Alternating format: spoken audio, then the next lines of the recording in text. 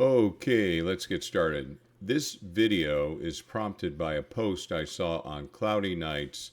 The OP was posted something about sharing data or getting data from a remote telescope where they paid to get the data and then they processed it.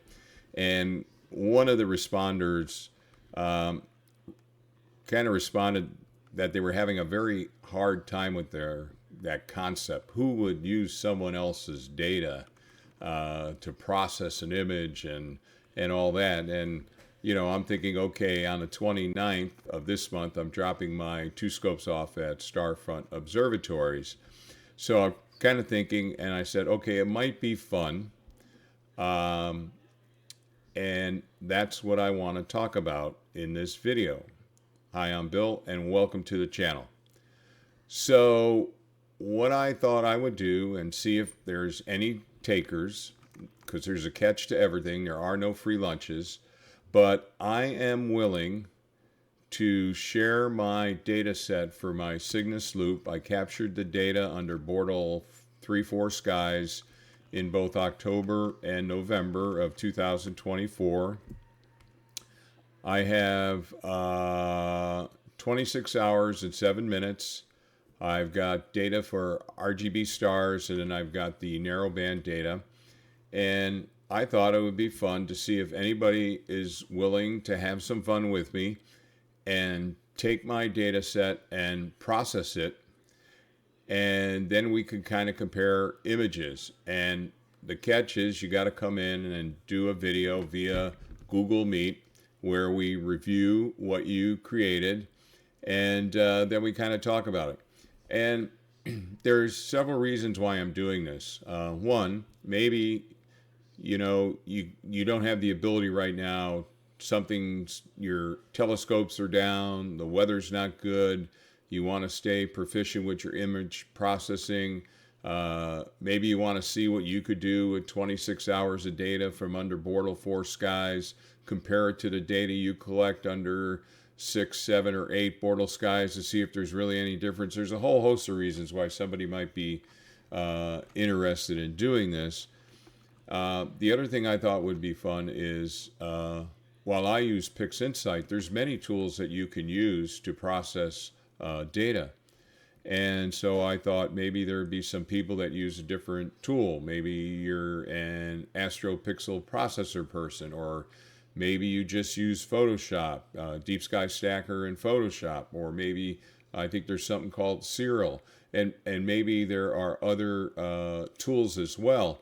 And in the process of having a little bit of fun, we can bring this content to other users, people that may be new to imaging, and so that they understand there's a range of tools that are available for them to use.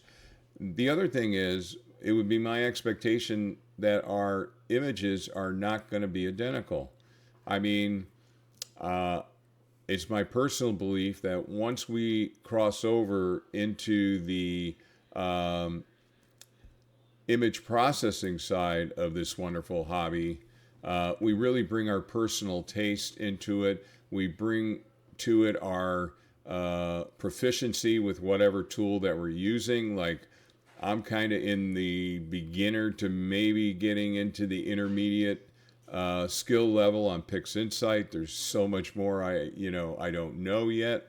So that is definitely an influence on the resulting images that I produce. So I just thought it'd be some fun, but there is a catch. Again, if you take the data set, you have to commit to come back, and then we'll produce a video together via Google Meet where we go over your image, we compare it to mine, and you talk about the tools you used, and if there's anything you want to highlight about the tools or whatever, your process, your technique, we can capture all that in the video. So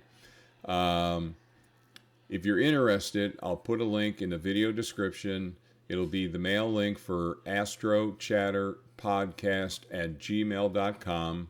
Again, that's astrochatterpodcast@gmail.com. And then I'll set up a link for you so you can access the data set, and then we'll figure out how long it's going to take for you to do that processing, so we can set kind of a tentative date for the follow-up Google Meet where you do the reveal of your image, and the video would maybe be in the 20-minute range, maybe no more than 30 minutes. And I thought it'd be a good way to have some fun. And as I'm capturing, if that if this experiment works, and if some people find some value in viewing the content that we create together, in a sense, I mean, I'm all for collaboration. And so this would be a way for us to collaborate. Then once I start generating data out of Starfront observatories, where it's supposed to be closer to Bortle 1, I'd be willing to share those data sets as well. So there's a whole host of reasons, I think, why someone might choose to use someone else's data or buy time on a telescope to collect their own data or whatever.